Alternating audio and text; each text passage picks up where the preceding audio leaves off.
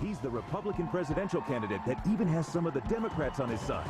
And would you believe he's a gynecologist too? Today, Congressman Ron Paul is joining the ladies for a debate of their own. All that, hot topics, and more coming up on Season 11 of The View.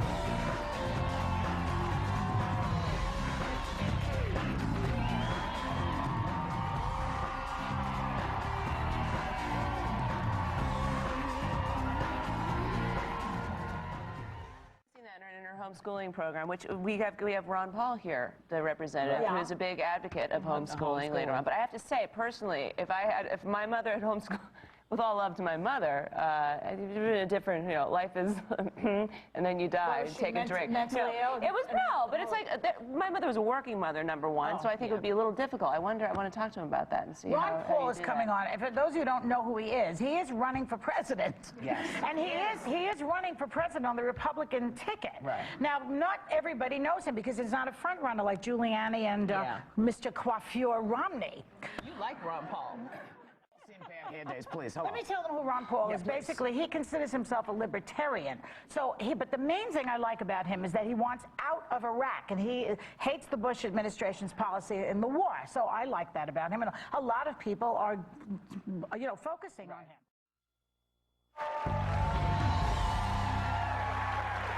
He is the Republican presidential candidate that even has some of the Democrats on his side. And as we've said before, and this is shocking, he's a gynecologist too.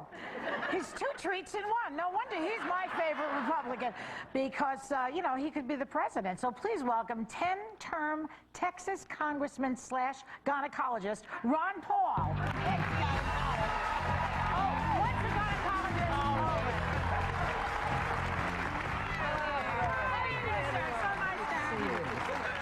Good to see everybody. I have to hit you with my first question because we discussed it in the Hot Topics. I've read all of your stuff, and I know that you want limited government, get government out of my life, right? Good idea. What about Roe v. Wade? I don't want the government telling me what to do with my body. How do you justify that? I think the question is whether a baby that is unborn, that weighs 8 pounds, 7th or 8th month of gestation, has any rights. Is it a person? But what about the first month, when you usually get an abortion? You're not for all abortion. I don't know. It would have to come up in the specific case. Then the line, so you don't want me to do an abortion on somebody that has an 8-pound normal baby? No, of course not. Okay, so you're not for abortion, really? No, wait a minute. But if the woman wants to abort a baby at 8 months, something's wrong, either with her mental state or her health. So the law says they can do that. Yeah, but the law should. If it's her body, why can't she do it? Between the doctor and the woman? That's not exactly true, sir. That's not exactly true. There is a limit as to when you can have an abortion. I believe that's the truth. All the way through the 3rd trimester. I don't think so anymore. That's right. Partial birth. Roe versus Wade allows it in the 3rd trimester. It dictates to the doctor what he can do in the 1st trimester, 2nd trimester, and 3rd trimester. So it is the law of the land. So are you not against, just you like Roe v. Wade except up to a point? Is that what your position is? I don't like the federal government doing anything. Okay. So I want the states to deal with it. Oh, but if you're against abortion, what's the difference? Who's doing it, the states or the government? Well, there's a big difference because the Constitution doesn't give them. The states don't deal with murder and violence. Okay, so it's not a moral position; it's more of a political position. It's a legal position. It means if the states deal with it, position because I honor and respect the rights of the mother, but your home too. Your home is your castle. I don't want any government in your home. Right. No searches without warrants. Right. Of course. No cameras. But you can't kill your baby in your home. Well, no, but that's murder. That's different. Okay, but somebody sees this. As a physician, I've been trained to bring life into the world. And if I do harm to the baby, I get sued. So the baby is alive and has what rights? Well, let me ask you this. But that's a very unusual. But that's such an unusual situation. We're talking about girls who are in trouble and they want to have an abortion in the first month. Would you be happy with a law that says abortion should be done no later than at 6 weeks gestation? Look, I'm not happy with abortion, period. Nobody is. Nobody is, but that's not the point. Idea. But here's my question. If you make make a decision that this is where you need to go, because as I said to somebody else earlier on this show, no one makes this decision lightly. This is not something somebody says, oh, I think I'll go get this. This is not a fun thing to go do. So if someone has come to that place to make that decision, it's because they really feel like it needs to be there. Now, I think you should be able to get some help if you're reaching out for somebody like that. What bothers me is that there is no one who says, here's what we can do, because, you know, you have all these children, what are we going to do with them? If everybody has the kids, the churches don't want to take them, nobody wants to put them in the thing. No, I want to finish the thing, period. Well, the question is whether abortion should be done on demand and who controls it. What you're saying is a very difficult problem that we can deal with. And the more difficult a problem that we have, the more you want to be held locally. Before Roe versus Wade, before it was legalized across the board on demand, states did. I saw it happening. Abortions were done on rare circumstances, and it was done with caution. There was a recognition.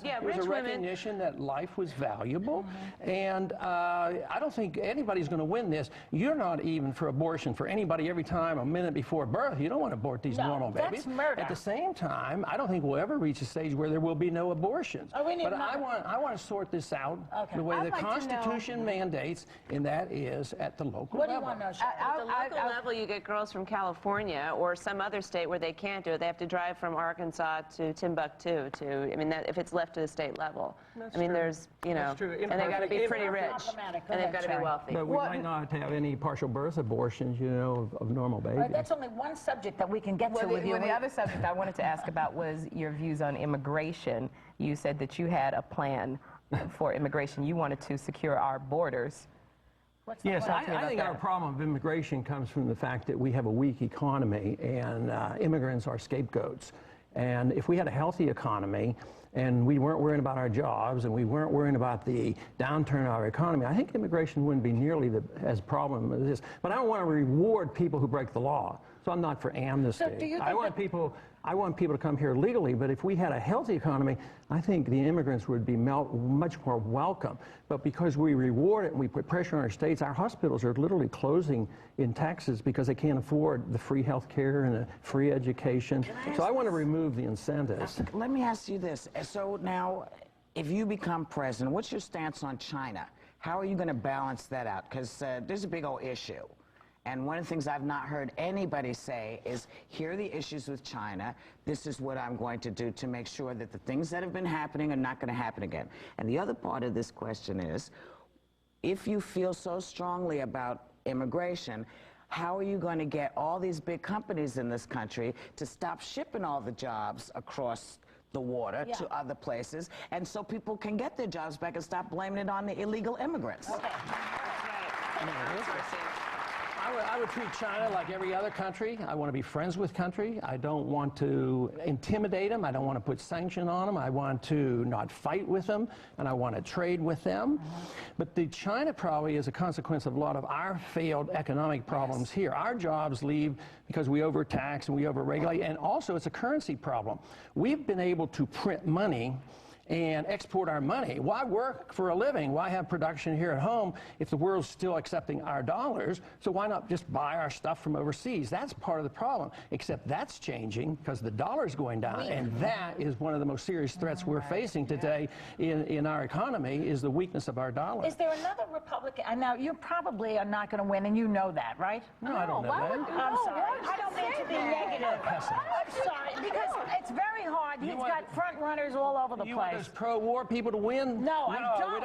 I don't. That's why I like you. My question is there any other person running that you would vote for if you were not running yourself?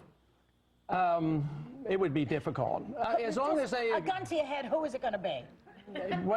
You mean in the Republican primary? No. Both. Right now, well, if they come around endorsing my anti-war views and pro-free markets and sound money, yeah, I would consider it, but I don't have anybody now that I could vote for. Nobody yet. I'll have to keep talking to them. Congressman Paul, thank you so much. We wish we could have more time with you because we got so many questions, and we just thank you so much. We will be right back.